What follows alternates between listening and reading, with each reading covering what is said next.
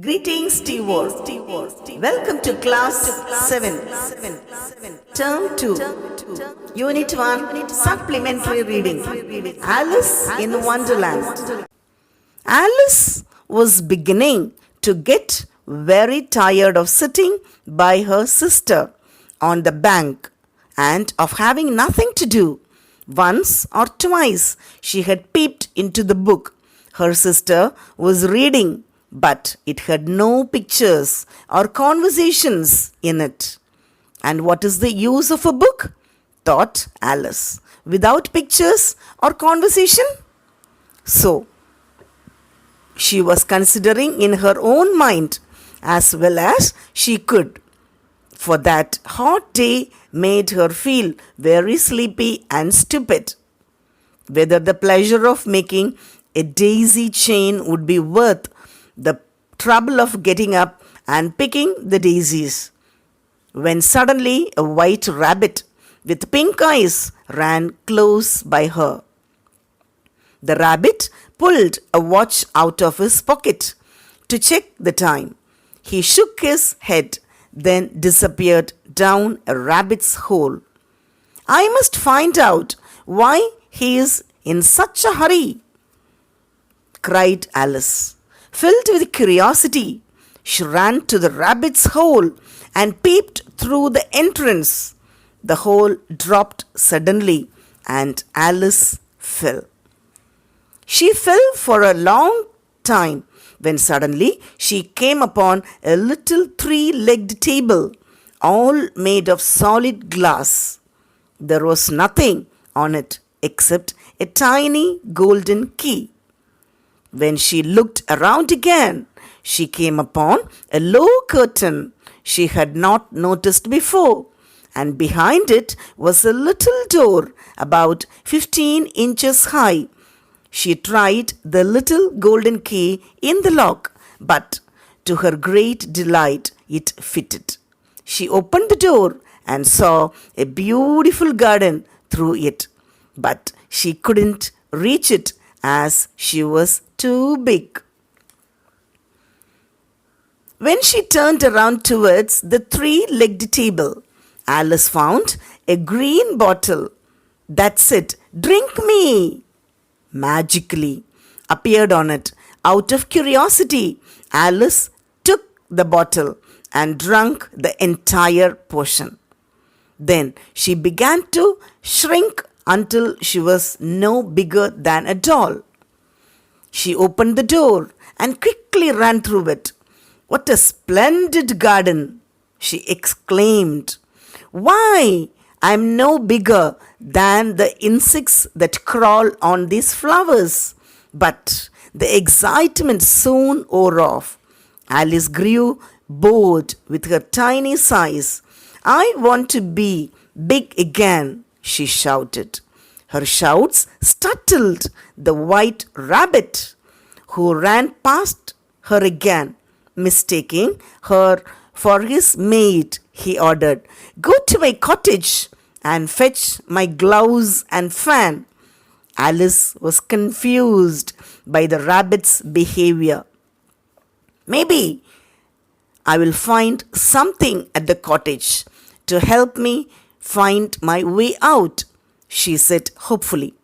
As she was going out, she saw a piece of chocolate cake that was kept on the table by the doorway. Next to the cake was a note that read, "Eat me." "I'm so hungry," Alice said. As she ate the cake, suddenly she felt strange and realized, "Oh no, I've grown larger than this house," she cried. "Get out of my way! You're blocking the door," shouted the white rabbit. Alice managed to pick up his fan. Immediately, she began to shrink, but little did she know it was a magical fan, which made her small again. "Oh no, I'll never get back to the right size." She went looking for help. Soon she saw a green caterpillar dressed in a pink jacket. He was sitting on the top of the large mushroom, smoking a bubble pipe. One side makes you big, the other side makes you small, he said to Alice before slithering away. One side of what? Alice called after him. The mushroom. Silly, he answered. Alice ate a piece of the mushroom. Thank goodness, I'm growing, she said.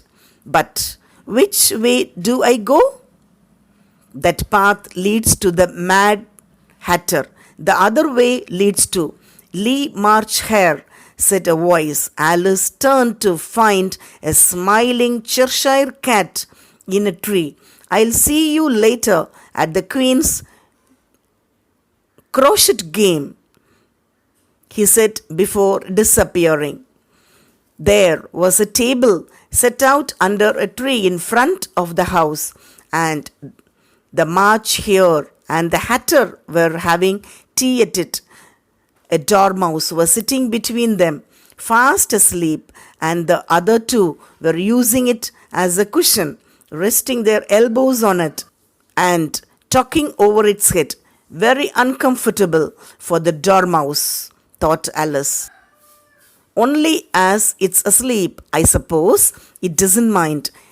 The table was a large one, but the three were all crowded together at one corner of it. No room, no room, they cried out when they saw Alice coming. There is plenty of room, said Alice indignantly, and she sat down in a large armchair at one end of the table.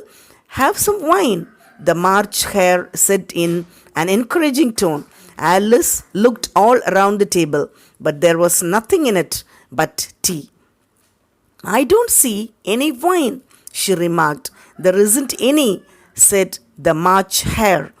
Then it wasn't very civil of you to offer it, said Alice angrily. It was very civil of you to sit down without being invited, said the March Hare. I didn't know it was your table, said Alice. It's laid for a great many more than three. You may stay if you answer my riddle, shouted the Mad Hatter. Why is a raven like a writing desk? Alice felt dreadfully puzzled. The Hatter's riddle seemed to have no sort of meaning in it, and yet it was certainly English. I don't quite understand you, she said as politely as she could. Have you guessed the riddle yet? The Hatter said. No, I give up, Alice replied. What's the answer?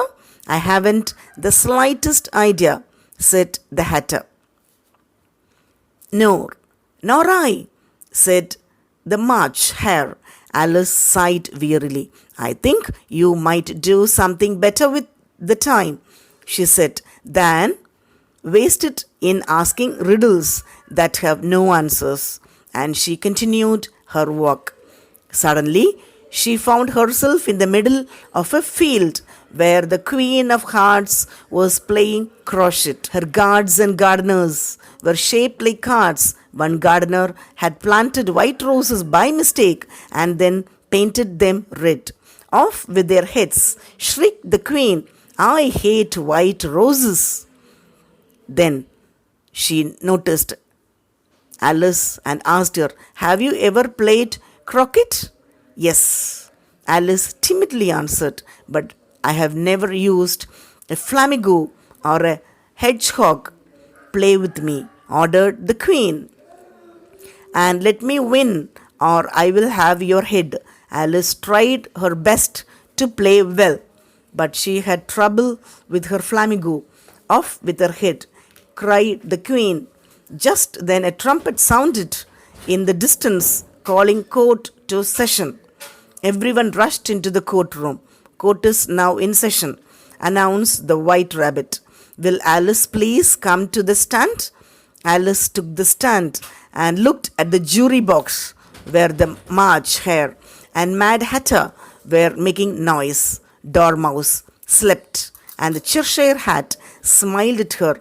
What's going on? Asked Alice. You are guilty of stealing the delicious heart-shaped tarts, accused the queen. And now you must be punished. Off with her head. Off with her head, yelled the queen. How silly, replied Alice. I did not have the slightest idea what you were talking about. I was only playing croquet. Alice felt someone touch her shoulder. Wake up! You have been sleeping for too long, said her sister softly.